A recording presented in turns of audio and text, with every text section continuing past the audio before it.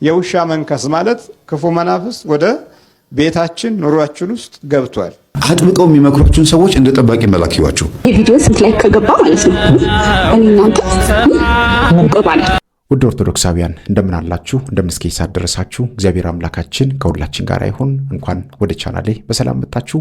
በዛሬው ቆይታችን ወሳኝ ቪዲዮዎችን አዘጋጅቻለሁ። አብራችሁን ከቆያችሁ ብዙ ነገር እንማማራለን። ወደ ቪዲዮአችን በቀጥታ እንሄዳለን። ከዛ በፊት ግን ሁላችሁም ይህንን ቻናል ሰብስክራይብ ማድረጋችሁን እንዳትረሱ። ቪዲዮን ላይክ አድርጋችሁ ጀምሮ ወደ ቪዲዮአችን እንሄዳለን። በዙሪያችሁ አጥብቀው የሚመክሯችሁን ሰዎች እንደ ጠባቂ መላክ ይዋቸው፣ እንደ ክፉ አትዩዋቸው። ምክር ጠላው፣ ኧረ በቃ እሻው ነግረሽኛል እኮ አትበሉ ወጣቶች። ያ ነገር የሚደጋገመው ምናልባት እግዚአብሔር በዛ ሰው እየወተወታችሁ ሊሆን ይችላል። ድግግሞሹ እናንተ ልባችሁ ስላልተከፈተ ድንጋዩን ለመፈርከስ የውሃ ጠብታ ድንጋዩን ይሰብራል እንደሚባለው አይደለም። ስለዚህ በተደጋጋሚ በተመታ ቁጥር አንድ ነገር ፍርክስ ስለሚል የሆነ ቀን ልባችሁ ተከፍቶ የሚመክራችሁ ሰው ዋጋ ይገባችኋል። የዛ ሰው ቫልዩ የምታውቁት ልባችሁ ሲከፈት ነው። ዛሬ ላይ ላትረዱ ትችላላችሁና አታርቋቸው። የሚመክሯችሁን ይኸው 3 ሰው አታርቁ ይባላል። በደንብ አዳምጡኝ። 3 ሰው ከህይወታችሁ አታርቁ። አንደኛ እጅግ የሚመክሯችሁን የሚያስቡላችሁን ሰዎችና ሁሌ የሚጨቃጨቋችሁን በምክር ማለት ነው። እንደው ምን ይሻላል አንተስ የሚሏችሁ ሰዎች አታርቋቸው።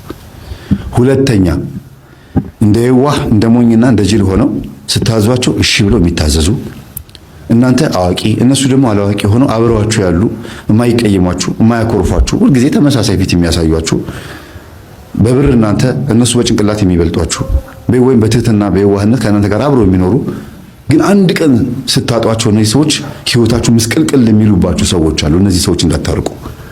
ሁለት በሉ። ሶስተኛ ደግሞ በህይወታችሁ ማራቅ የሌለባችሁ ሰዎች ማለት ነው።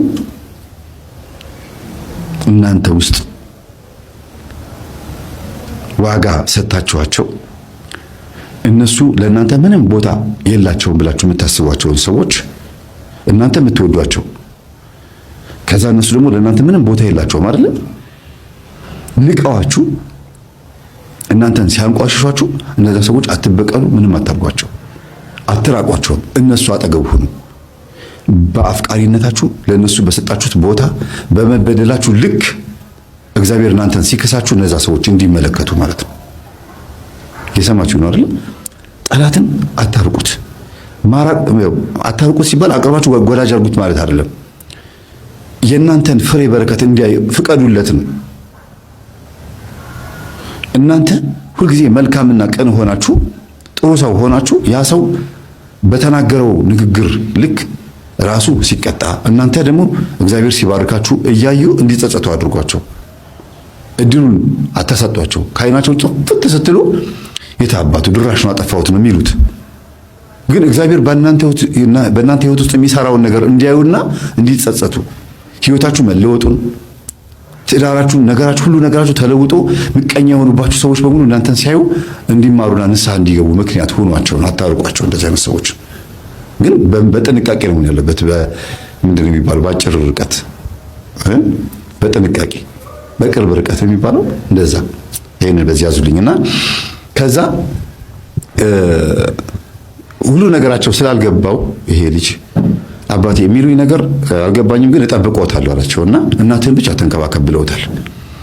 ከዛ አንድ ቀን እሱ ጋቢና ይሄ ቤቢ ማለት ነው ሹፌሩ እና እናቱ ከኋላ ሆነው ጸበል ደርሰው ሲመለሱ እግዚአብሔር ይባርክህ የኔ ልጅ አመላልሰህ ጸበል ላይ ይኸው እንዲያምርብኝ እንደዚህ ቆንጆ እንደሆን ጥሩ ምግብ እያበላኸኝ እየጋበዝከኝ እንደው ግን ለምንድን ነው እንደዚህ የምታደርግልኝ? እስቲ እንደው ይሄን ጥያቄ መልስልኝ እስቲ አሉት። አይ እኔ እናት እንደሱ እኮ አይደለም። ይኸውልሽ ምን መሰለሽ እኔ ሰውን በመርዳት ነው ምረካው። በቃ እንደዚህ አይነት ማንነት ያለኝ ሰው ነኝ። ደግሞ በነገራችን ላይ እንደዛ ነው ልጁ። ቅድም የነገርኳችሁ ለዚህ ነው። ዩኒፎርም ለብሳ ጸበል ልትጠመቅ ስትመጣ ምናምን በቃ ይሄ ሩቅ ቦታ ያለች መስሎት ትምህርት ቤት አድርሷት ሊመጣ በዚህ ነገር የሚረካ ሰው ነው።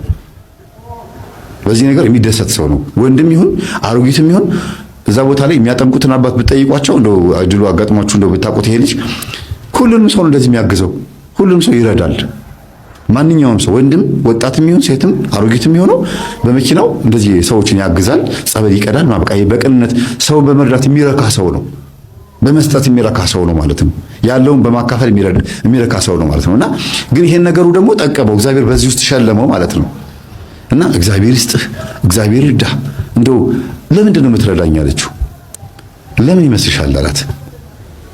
እኔ እንጃ፣ እኔ በመስጠት እኮ ነው የምረካው፣ በቃ በማድረግ በእንደዚህ ነገር ደስ ይለኛል ስትለው ጊዜ ደስታህን እግዚአብሔር ያሳየኝ፣ መጨረሻህን ያሳምረው ብላለችው። እና ግን ከሚጣ ጋር እንዴት ተገናኘ ስትለው ጊዜ ሚጣ ቤተክርስቲያን ያገኘኋት ጸበል እንደዚህ ማን ብሎ ነገራት። ይገርማል በጣም እንዴት እንደተገናኛችሁ በጣም ይገርም ነው አለ ቤቢ። ከዛ አይደል አለው ሰምቷል፣ ይሄ ሾፌሩ ሰምቷል ስለ ቤቢ መልሶ ደጋግሞ መላልሶ በጣም ግን እግዚአብሔር እንዴት እንደሚያገጣጥም ግን ይገርማል። ምን አይነት አጋጣሚ ነው ምናምን ይላል ልጁ። ተናዶ እኮ ነው። እና መልሶ ደግሞ ይሄኛው ደግሞ ካንተም ጋር ከእናትም ጋር የተገናኘውበት መንገድ ደስ ይላል ሁላችንም። እና ምንም ምረዳህ ነገር አለው ምን ላግዝህ ምናምን አለው። አይ በቃ እንዲያውም ለምን እኛ ቡቲክ አትሰራም አለው አለ። እኛ ቡቲክ ለምን አትሰራም? እናትህንም ታገዛታለህ፣ እኔንም ታሳርፈኛለህ፣ በደንብ አገለግላለሁ፣ ደሞዜን እንዲያውም እሰጥሃለሁ አለው። የት ነው እንደምሰራ ቡቲክ እንደዚህ እሺ የምትወጣበት ሰዓት እንደዚህ ነው ብሎ ነገረው። ጠዋት 4 ሰዓት ትገባለህ፣ 9 ሰዓት ትወጣለህ። ከዛ ወንድሜ ይመጣል። ወንድሜ መጥቶ ራሱ ነው ማታ ዘግቶ ሱቁ መሄድ የሚፈልገው። የኔን ሰዓት አንተ ትወስዳለህ፣ እኔ ደሞዝ እከፍልሃለሁ አለው። ደስ ይለኛል ምናምን አለ ልጁ። ባለውለታ ሆነ። በቃ መዋያ አገኘ፣ ከጫት ርቋል፣ ስራ አገኘ፣ አለባበሱ ተስተካከለ፣ ሲጋራ የለ ምን የለ በቃ። እና አስቡት ባለውለታው ሆኗል። እንደገና ደግሞ በአንድ በኩል ደግሞ ይሄኛው ደግሞ እያጠመደው ነው ማለት ነው። በመጥፎ አይደለም የሚያጠምደው። እግዚአብሔር ሆይ እንደው ይሄ ልጅ ምን ይሻለኛል እያለ አባባ በነገሩት መሰረት ነው ነገሩን እያስተካከለ ያለው። መጨረሻ ላይ ደስ የሚል ነገር ተፈጠረ። ለምሳሌ ውሻ ሲነክስ የምናይ ከሆነ ከወዲሁ ስለ ነገው ነገር እግዚአብሔር ነገረም ማለት ነው። የውሻ መንከስ ማለት ክፉ መናፍስ ወደ ቤታችን ኑሯችን ውስጥ ገብቷል። ውሻው አተረጓጎሙ 2 አይነት ነገር ነው። አንደኛ ውሻ ከሰው ቤት ደጅ የማይጠፋ ነው። ከሰው ጋር ኗሪ የሆነ አካል ነው። ስለዚህ ከቅርብ ያው ኗሪ አይደለም ውሻ ከቅርብ በቃ ከቅርብ ከሆነ ዘመድ፣ ቤተሰብ፣ ጓደኛ የተላከ መንፈስ ነው ማለት ነው። ኗሪ ስለሆነ ውሻ አንዳንድ ጊዜ ተኩላ፣ ጅብ ምናምን እናያለን። ይሄ ለነገው እንቅፋት የሚሆን መንፈስ ነው። ዛሬ ጅብ ሲያባረረኝ አደረ ብለን ዝም ብለን ነው የምንወጣው። ለነገው እግዚአብሔር ሆይ ይሄንን ክፉ ጠላት አስወግድልን ብለን አንጸልይበትም። በህልም አይቼ ዛሬ ጅብ ሲያባረረኝ አደረ ምናምን ይባል። ይሄ የውጭ መንፈስ ነው። ይሄ ደግሞ 2 አይነት ነው። በጣም ጨካኝ የሆነ ክፉ የሆነ መንፈስ ወደ ቤታችንና ወደ ኑሯችን ገብቷል። የነገውን አካሄዳችንን ሊያበላሽ ነው። ወይ ቡዳ ሊሆን ይችላል፣ ወይ መተት ሊሆን ይችላል። ዞሮ ግን ጠላት በዛ መኝታ ላይ አለ። እግዚአብሔር እየነገረን ነው፣ ግን እኛ አልገባንም። አተረጓጎማችን ከቅዠት አንጻር ስለምንገነዘብ በረቀቀ ሁኔታ የመናፍስቱ ስልት ውስጣችን ቦታ እንደያዘ አልተረዳነውም። አንዳንድ ጊዜም ደግሞ ሸረሪቱንም ጊንጡንም እናያለን። ውቃቢ አምላክ ተቆጥቶናል ብለን ቡና እናፈላለታለን። ከዚህ በኋላ ከፍተኛ የሆነ ቦታ በስፋት የነገውን እንቅፋት በራሳችን ተጨማሪ ግብር ሰጠነው ማለት ነው። ዛሬ ሲያቃዠኝ አደረ የሆነ ገደል ምናምን ሳያደርኩ እንላለን አንዳንድ ጊዜ። ይሄ የተለመደ ነገር ነው።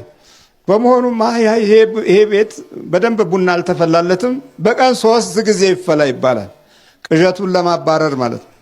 የቤቱን የመንፈስ ሸክም ለማስወገድ ቀጥታ ከጣዖት ጋር የተያያዘ አካሄድ እናቶቻችን ሄዱና ከዛ በኋላ የነገው ነገር በሙሉ እንቅፋት ሆነ።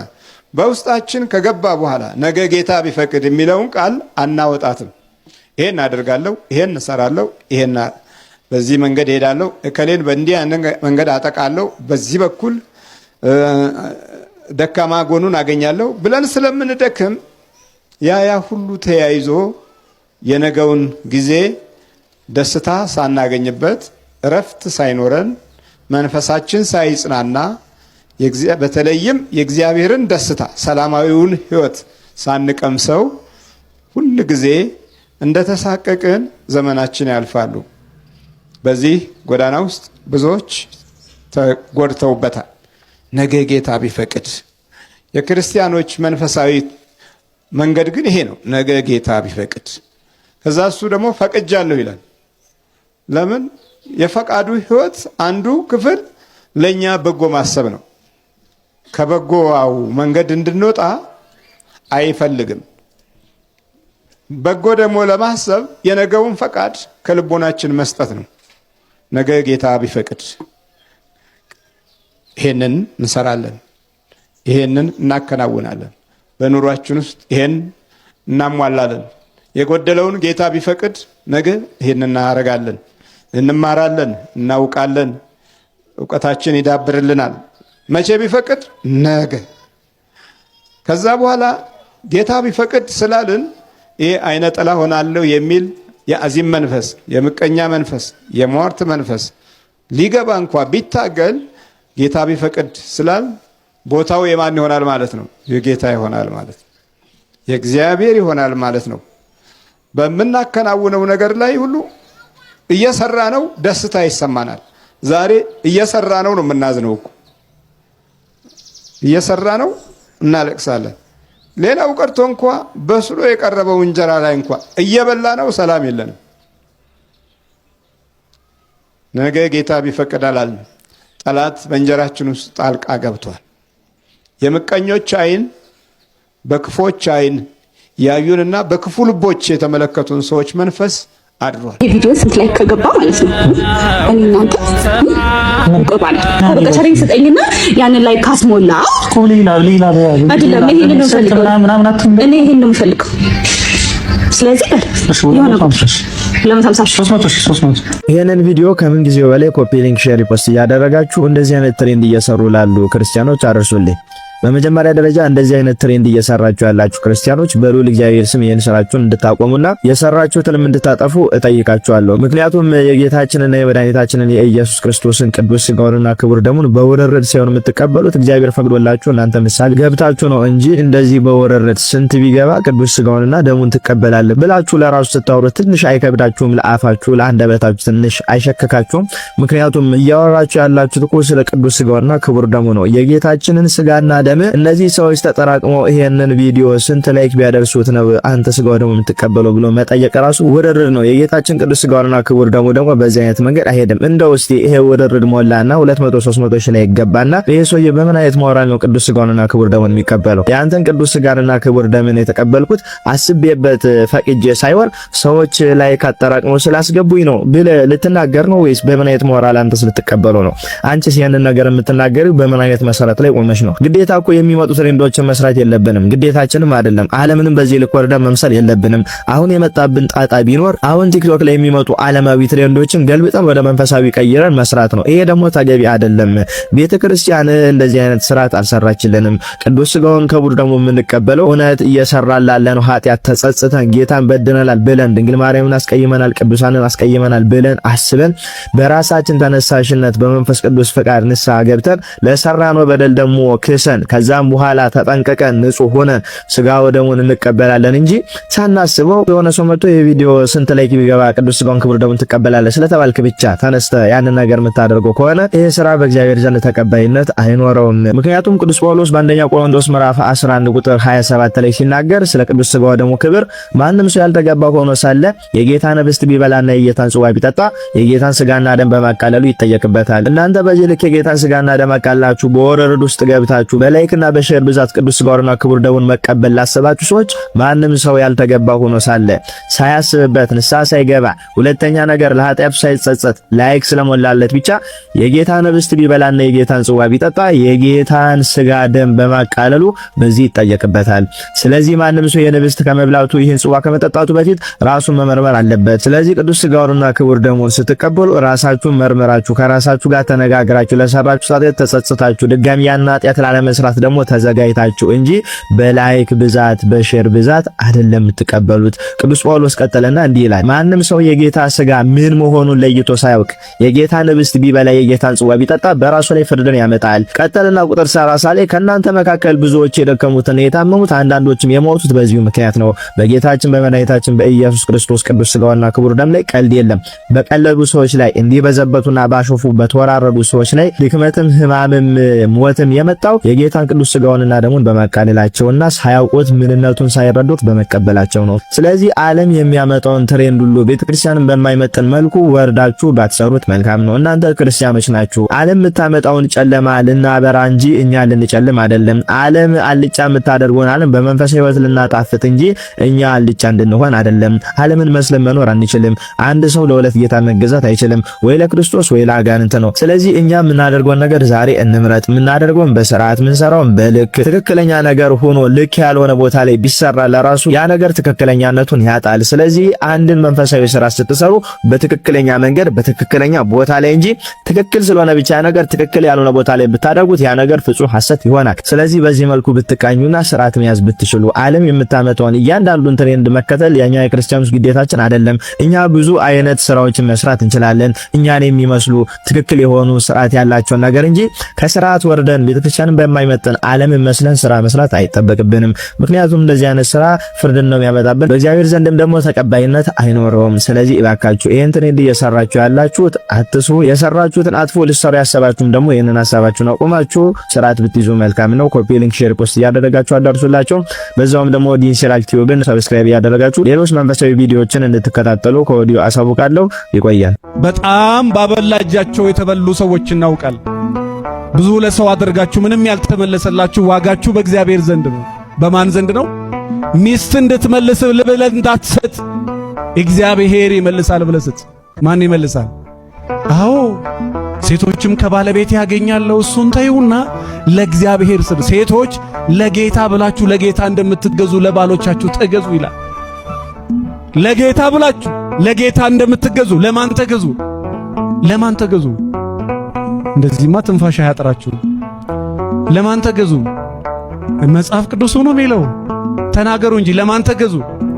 ለባሎቻቸው ተገዙ። ይሄ አንዳንዴ መጽሐፍ ቅዱስ ላይ አንዳንድ ነገር አዳማ ላይ ያስታውሳለሁ። የዛሬ ዓመት ምናምን ስልጠና ስሰጥ ከጨቅጫቃ ሴት ጋራ ከመኖር በበረሃ መቀመጥ ይሻላል ብሏል ጠቢቡ ሰሎሞን ስል አስተምሬ ከጨረስኩ በኋላ አንድ ሰው እዛ አካባቢ ይዞኝ ቅድም ያልከው ጥቅስ ምንድነው? ማቴዎስን አራ አይደለም እዚህ ዮሐንስ ላይ ተናገ አይደለም ይሄ አንድ ጨቅጫቃ ሴት ገብቶ ሊነግራት ነው። አዎ ሊነግራት ነው ገብቶ ከጨቅጫቃ ሴት ጋር ከመኖር በበረሃ መቀመጥ ይሻላል ይላል መጽሐፈ ምሳሌ ሊላት ነው። እንደዛ በንግግር የምትለወጥ ሚስት ብትሆን ስንት ዓመት ተናገርክ ወዳጄ። አንዳንድ ጊዜ ተናግረ ከሰለቸ ለእግዚአብሔር መናገር ጀምር። ወገኖቼ ሰው ሁሉን ተናግሮ አይጨርስም። ሁሉም ሰው የሚመልሰው አይደለም። አንዳንዱ እግዚአብሔር የሚመልሰው። ማን የሚመልሰው? ማን የሚመልሰው? እግዚአብሔር የሚመልሰው። እግዚአብሔር በራሱ ጊዜ በትክክል የሚሰራው ነው። ለዩ በዚህ ዘመን ማንን መጠየቅ እንዳለባችሁ እግዚአብሔርን ደግሞ የትኛው መጠየቅ እንዳለባችሁ ሰው የትኛው መጠየቅ እንዳለባችሁ ኬዞቻችሁ ፍርድ ቤት ያለ እዚህ ቤተክርስቲያን የመጣችሁ ያው ስለ መድኃኒዓለም ስኑም ለምናችሁ መቼም ቢሆን አትከስሪም።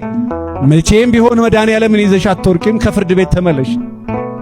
ፍርድ ቤት ያላችሁ ሰዎች ተኮራርፋችሁ ደግሞ የምትቀመጡ ሰዎች ካላችሁ እኛ ቢሮ ስንት ሺህ ብር ከፍለው ባለቤቴ ልደውልላት አልደውልላት ብሎ የሚማከሩ ሰው ምን ተገላገል ወዳጅ፣ ደውለህ ተገላገል። ይቅር ብዬሻለሁ እግዚአብሔር ይቅር ይበልሽ በል። ለዚህ ደግሞ ምን ትማከራለህ? ምን ታመጫለሽ? ለዚህ እንደዚህ ልበለው አልበለው ተገላገሉ። ይቅር ብዬዋለሁ በሉ ወገኖች፣ በሉ እስኪ ከልብሽ ይቅር ብዬዋለሁ በይ እስኪ። እግዚአብሔር ይቅር ይበለው። ይቅር ብያታለሁ ማስተማራችንም የሚታወቀው መቼም እዚህ ደጅ ቁጭ ብላ ተዋሸኝ ይቅር ብያታለሁ፣ እግዚአብሔር ይቅር ይበላት። አረ ተገላገል። ምን እንዲያረጋችኝ? ይሄ እኮ ወሬ አይደለም። ምግብ ሰራችልኝ አልሰራችልኝ ወሬ እኮ አይደለም። አክብረኝ አታክብረኝ የሚያስከብር ስራ ብቻ ስራ። የኛ ሀገር ሰው መከበር እፈልጋለሁ፣ መወደድ እፈልጋለሁ። መከበር ከፈለክ አንተ ሰው አክብር፣ መወደድ ከፈለክ አንተ ሰው ውደድ። አንቺ መከበር፣ መደነቅ፣ መወደድ ከፈለግሽ ምን በይ?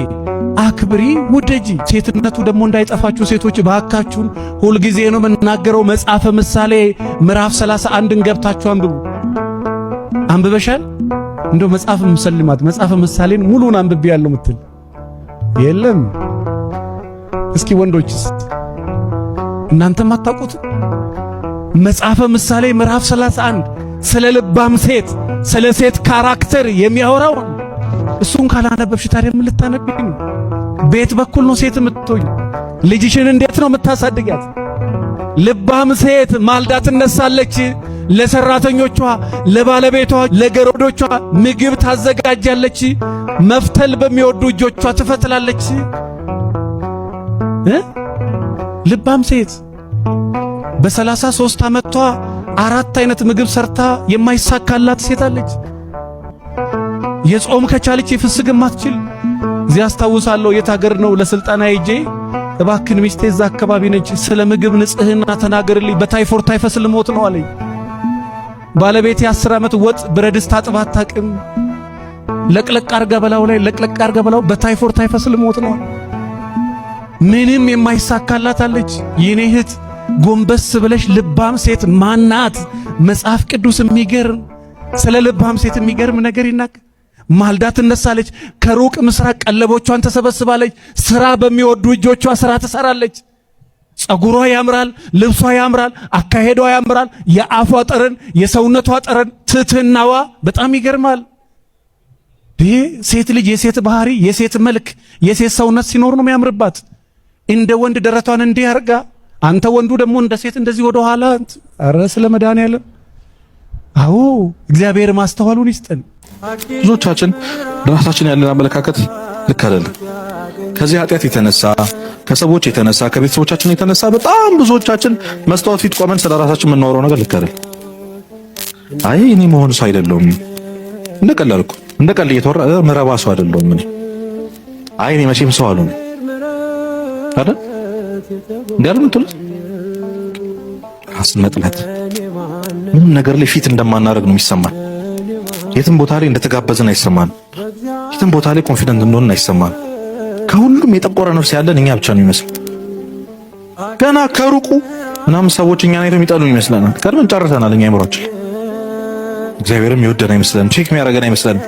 እሱ የጻድቃን አምላክ ነው የሚመስለን አረ እዛ ጧት ጧት ቤተክርስቲያን የምትሄደው የሚሄደው ዲያቆኑ ምናምን እሱ ላይ ትኩረት የሚያደርግ አምላክ ያለን ይመስለን። እኛን ዞር ብሎ የሚያየን አይመስለን። ቦታ ያለን አይመስለንም። እዚህ ቤት ውስጥ ቤተክርስቲያን ውስጥ በጣም ብዙ ሰዎች ጋር ከብዙ ሰዎች አቴንሽን እንፈልጋለን። በጣም ከብዙ ሰዎች የተቸገርንባቸው ብዙ ነገሮች አሉ። ያንን ባለመኘታችን እኛ የምንወቅሰው እነሱን ሳይሆን ራሳችን ነው። መወደድ ያልቻልኩ ሰው ስለሆንኩ ነው ብለን ግን እስከ የት ድረስ የተወደድን እንደሰው እንደሆነ ቢገባችሁ እስከ መስቀል ነው። መስቀል ምን እንደሆነ ገብቷችኋል ማለት ክርስቶስ ለኛ ብሎ ያስቀረው ክብር የለም። እርቃኑን የተሰቀለው እርቃኑ። እኔን ታከብሩኛላችሁ ታከብሩኛላችሁ። አሁን አዎ ያላችሁን አንድ አውጥቼ እዚህ ጋር ልብስና አውልቅ ብል ግን አታውልቅልኝ። ለምን? አይ አከብራለሁ ግን እዚህ ጋር አረ አቡነ ማትያስ መጥተው ቢሉን አናረገው።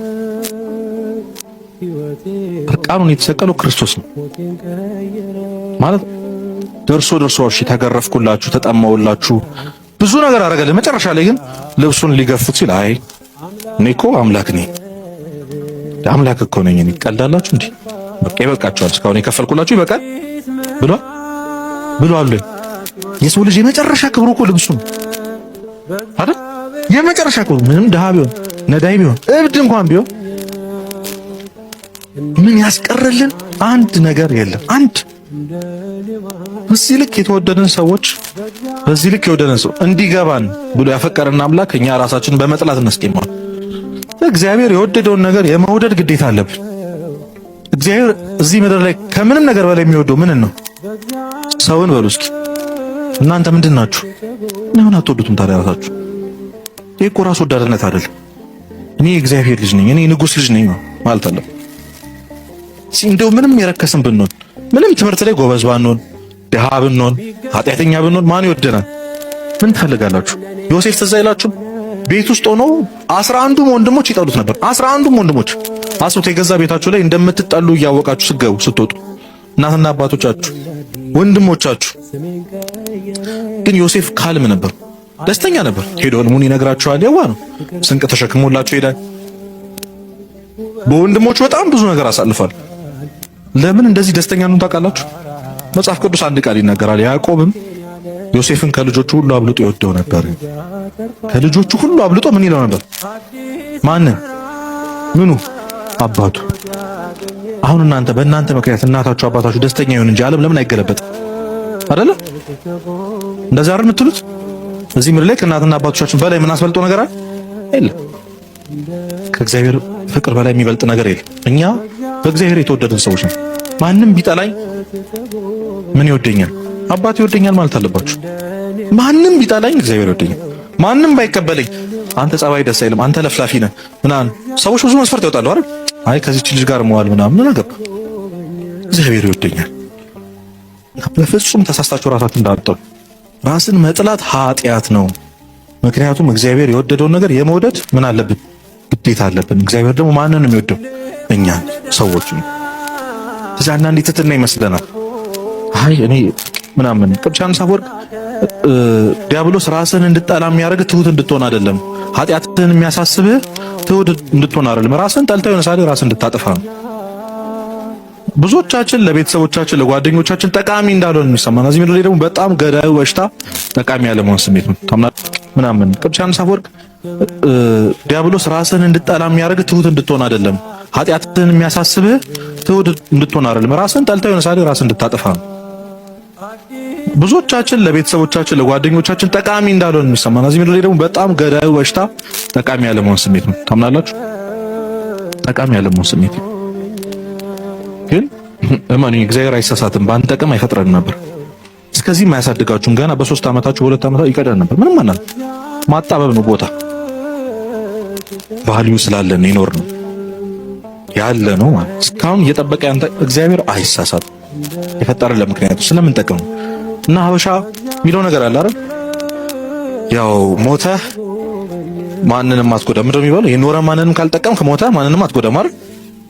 አንዳንድ ሰው ለእናቴ ብሎ ራሱን ማጥፋት ምናምን ይላል። ቤተሰቦቼን ለማሳረፍ ብዬ ባልኖር ይላል። የሆነ በሽታ ቢገለኝ ብላችሁ ነው ያስመጣቁ።